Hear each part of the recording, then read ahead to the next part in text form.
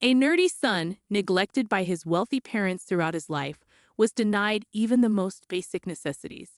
Now his successful tech business has them accusing him of fraud and begging for his forgiveness. Hi everyone, I'm using a throwaway account because I don't want to clutter my main one. So I, 27 meters, launched my own business a year ago with the help of a couple of my college friends. We've been doing really well financially and are currently making a profit. A few days ago, my estranged parents, both 54, who hadn't spoken to me since I graduated, finally reached out.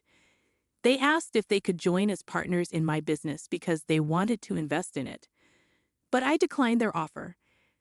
I didn't consult my friends because they were well aware of my strained relationship with my parents, and I wanted to keep them out of my business affairs. My parents had always neglected and belittled me while I was growing up, despite being the kind of child most parents would be proud of. Both of them were quite wealthy. My dad was a dental surgeon, and my mom was a CFO at a company. Despite growing up in a successful household, I was always ambitious from a young age. However, my parents were never supportive and often made fun of my nerdy tendencies. Despite their wealth, they barely provided for my basic needs, seemingly out of spite. It wasn't until later that I realized they resented me for not achieving the level of success they had hoped for. While they were successful in their own right, they never reached the level of fame they desired. I only learned the truth behind their animosity towards me when I confided in my aunt, my dad's younger sister, who was the only one who understood me when I was 16. She revealed the reasons behind their unreasonable behavior and hatred towards me, believing I was old enough to know. They held me responsible because they felt they had to invest time and money into raising me, believing that if they had dedicated the same resources to their careers instead of me, they would have achieved greater success. They only had me due to family pressure and didn't even desire a child. However, once stuck with me, they chose to deal with me by bullying and constantly making me feel inadequate.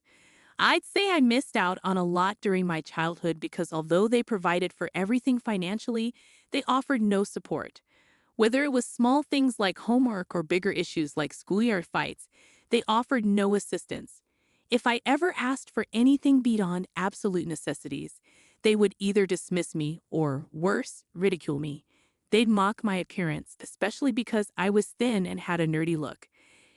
If not that, they'd tease me about my love for computers, insisting I'd only amount to an IT guy and nothing more, deeming any investment in me a waste of money.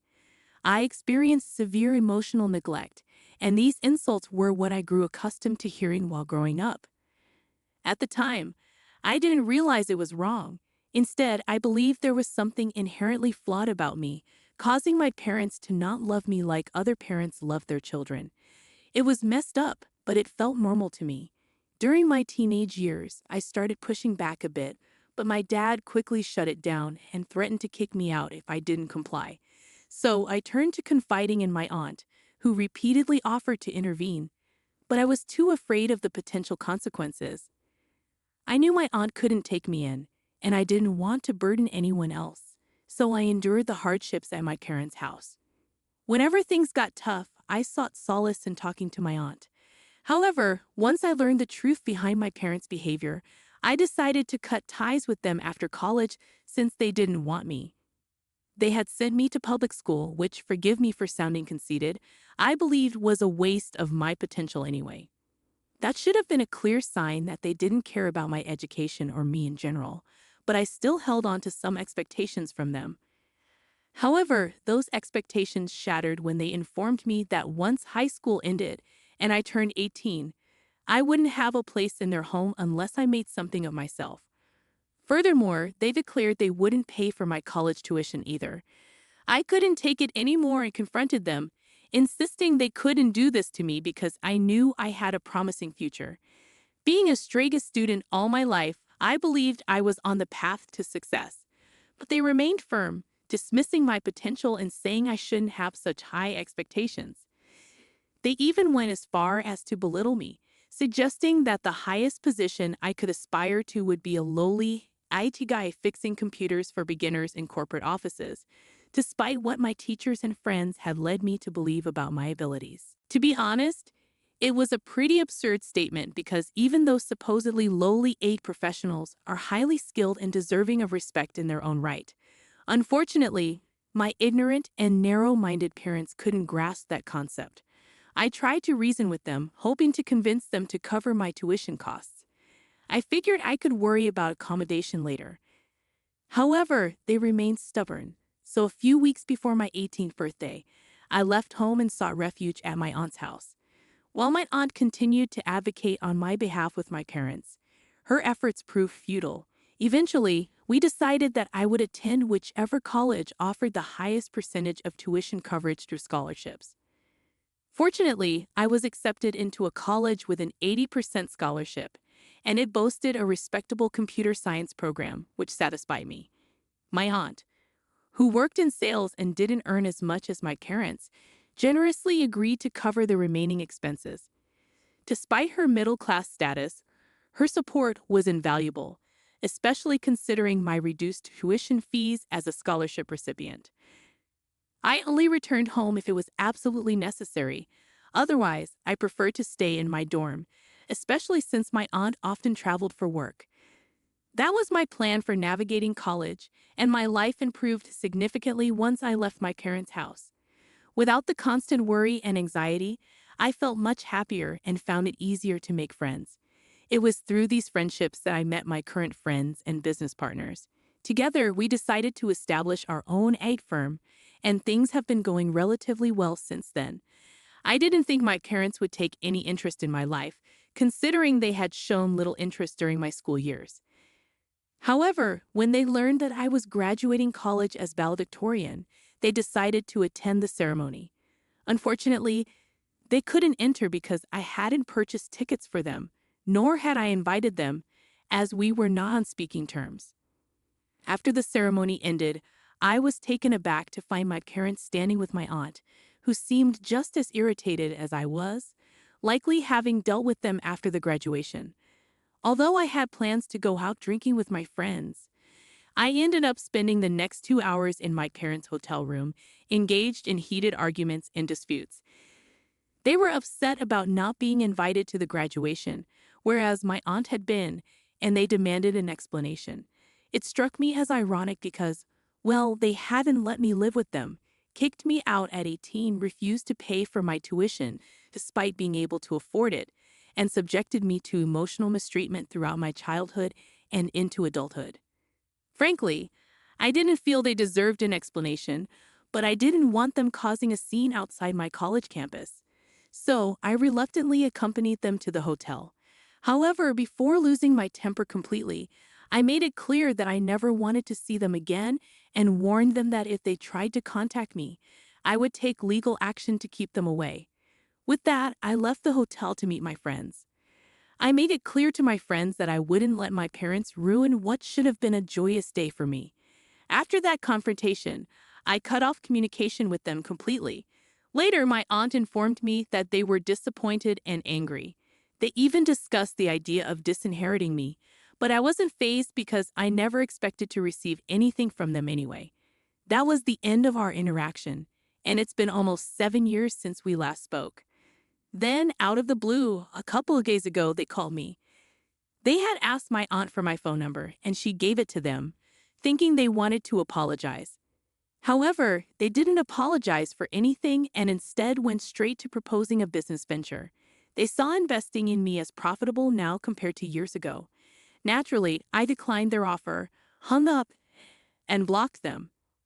I shared the incident with my friends, but they understood why I declined without consulting them first, given my history with my parents. However, the very next day, my parents retaliated by posting a scathing message on Facebook, tagging me and all my friends. They claimed that I wasn't the self-made success I portrayed myself to be, but merely someone who relied on daddy's money to create a moderately successful business. They accused me of refusing to acknowledge the help they supposedly provided over the years. I was stunned by the Facebook post and was tempted to call them immediately to confront them. But before reacting, I decided to retaliate with something I had kept to myself for years. During my teenage years, when I still lived with them, I have recorded several videos documenting my daily life with my parents.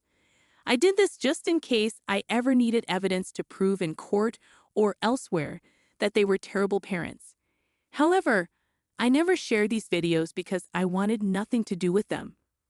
I feared that if I posted these videos showing their rude behavior, mocking me, and treating me poorly, there would be consequences.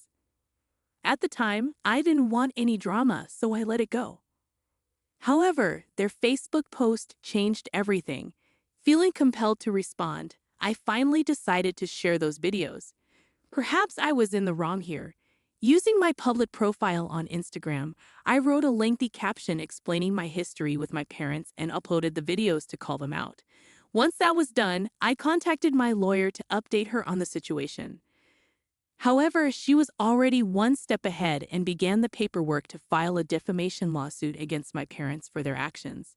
She also planned to contact my business partners to gauge their willingness to join the lawsuit since their names had been dragged into the Facebook post as well. Several comments had already appeared on their post from some of my relatives and friends of my parents, applauding the exposure and vowing never to work with us again, providing us with solid grounds for legal action. I forwarded those screenshots to my attorney for future reference and informed my business partners so they could stay informed. After completing these steps, I waited for my parents to reach out, expecting them to beg for forgiveness. A few days later, they did call me, but not to apologize. Instead, they demanded an apology from me, claiming I had made a mistake by posting those videos. They argued that while they had posted their rant about me on their personal Facebook accounts, limiting the audience, I had shared it on my public profile, potentially reaching a larger audience due to my significant number of followers. They insisted I take down the post immediately because people were already sending them hateful messages, and some were even threatening them. They warned that this could ruin their careers, as the videos portrayed them poorly, and if their employers saw the posts, they would face serious consequences. Feeling defensive, I asserted that they deserved what was happening and promptly ended the call. However, I archived their posts and switched off my phone for a while. When I eventually checked my email after a couple of hours, I found a message from my parents. They expressed regret for past events but condemned my retaliation, highlighting that sharing personal videos without their consent could lead to legal repercussions for me. They hinted at being served with a defamation suit and demanded I retract my actions, warning of the potential consequences if I didn't comply. I discussed the situation with my business partners, who unanimously agreed that we should proceed with the lawsuit. They believed we had acted ethically and refused to back down, unlike those who had resorted to lies and distortion to discredit me. Despite their support, I couldn't shake the guilt, especially after receiving an apology via email. I knew the lawsuit would bring negative consequences for all involved, adding to my uncertainty. I'm torn about what to do next. Despite their apology, am I wrong to pursue legal action against my parents for defamation? Update 1. Hi everyone, I've made the decision to move forward with the lawsuit, and there are a few reasons behind it. Firstly, this wasn't a decision made solely by me. My friends are also involved. Although their post didn't garner as much attention as mine did initially, it still had the potential to harm my business. Their intention was to tarnish my reputation and that of my firm, so I believe pursuing defamation is justified. Moreover, their apology doesn't hold much weight, as it seemed more about protecting their own careers rather than genuine remorse. Reflecting on my past, I realize I've often avoided confronting my parents due to fear, even into my late 20s. It took comments from some of you to make me realize just how many opportunities I've had to speak out, but didn't due to that fear. However, I now understand that I hold the power, and they can't intimidate me anymore. Despite their apology, which felt insincere, I'm determined to proceed with the lawsuit. I've been accommodating for too long, especially to people who don't deserve it. The treatment I endured from my parents was cruel, and no child should experience that. Now that I have the chance to seek justice, I won't hesitate to take it. I've taken the high road for too long, but there's no reason to continue when they persist in targeting me just to satisfy their ego. It's unacceptable, and I refuse to tolerate it any longer. Update 2. Today, my aunt reached out to inquire about my decision regarding the situation with my parents.